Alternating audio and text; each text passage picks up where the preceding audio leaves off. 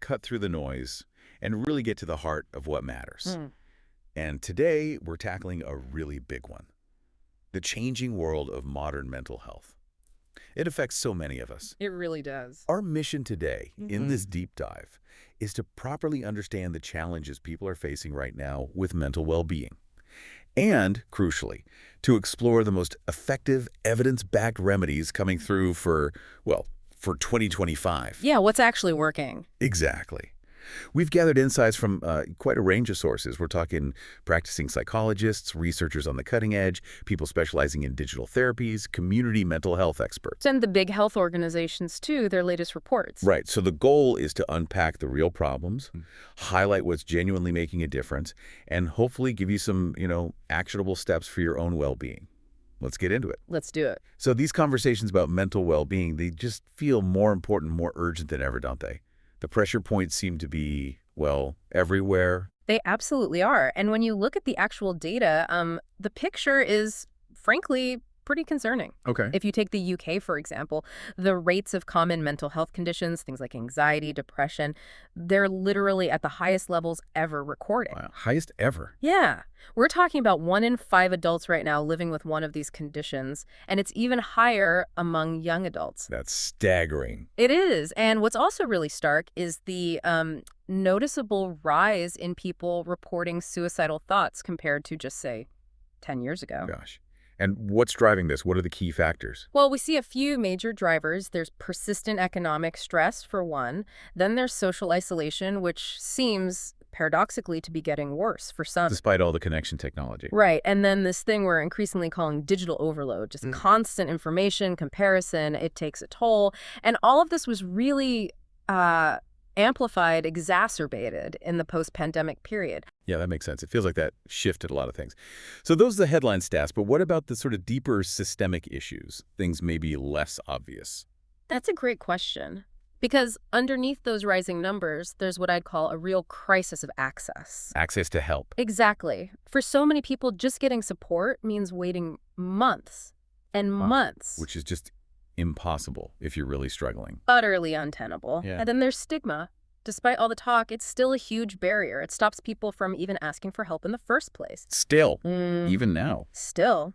And the bigger picture trends we see, things like just chronic stress, this sort of free-floating anxiety about the future, maybe linked to global uncertainty, work overload is another big one, blurring lines, and this deep sense of social disconnection.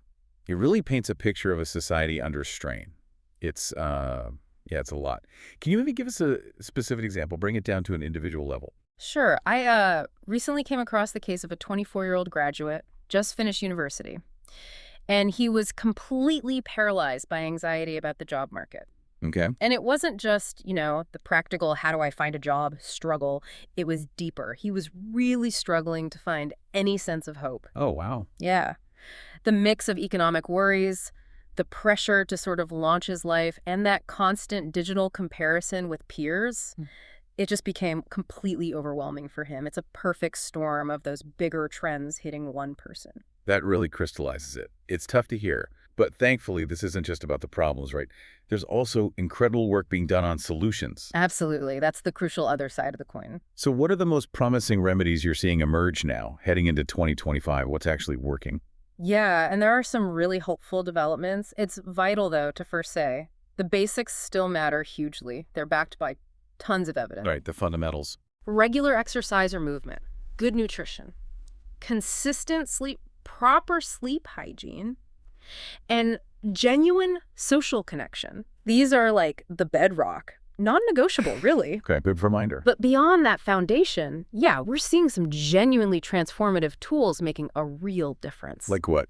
What's exciting you? Okay, so first, think about holistic self-care. Things like yoga, meditation, mindfulness. These aren't fringe activities anymore. They're mainstream core strategies. Oh, you see them everywhere now. Exactly. And neuroscience is backing this up.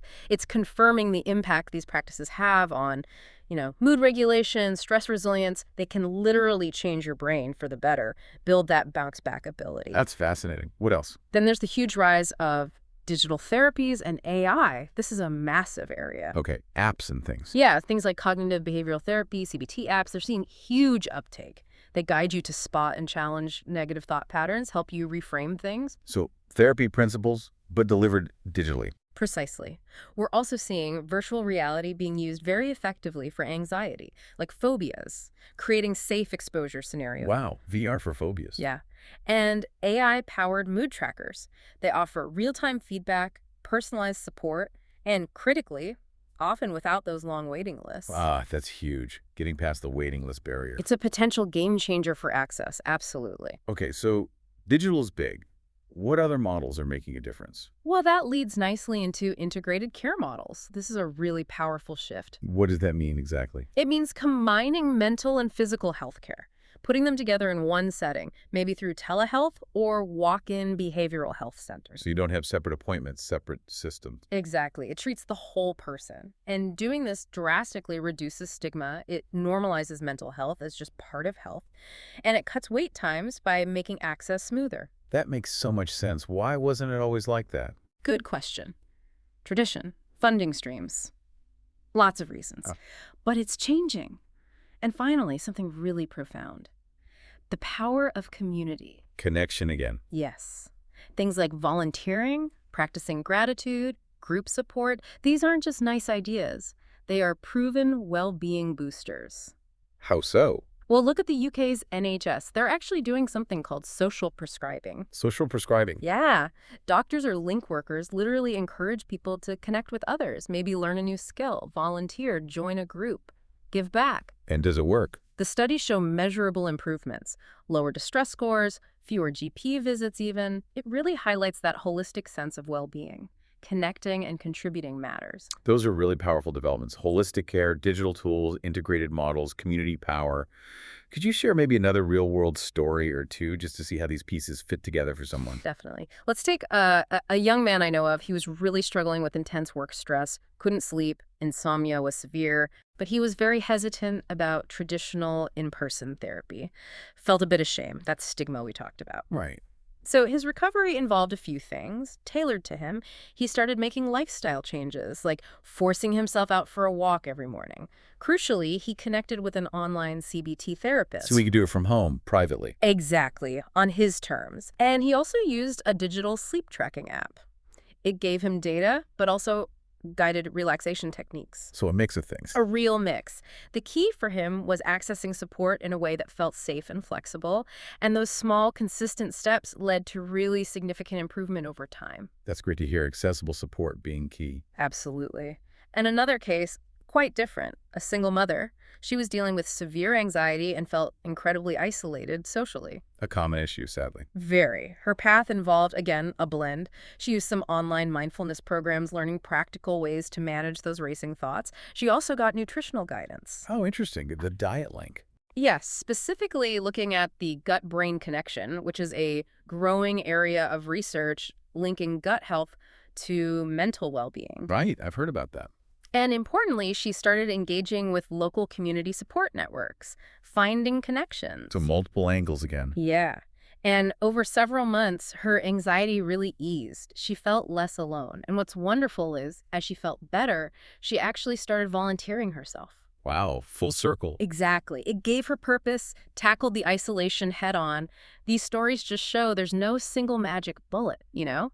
It's about finding that right combination of accessible strategies for the individual. It really underscores that point. It's not about one fix, but building a personalized toolkit for yourself. Precisely. That's a great way to put it.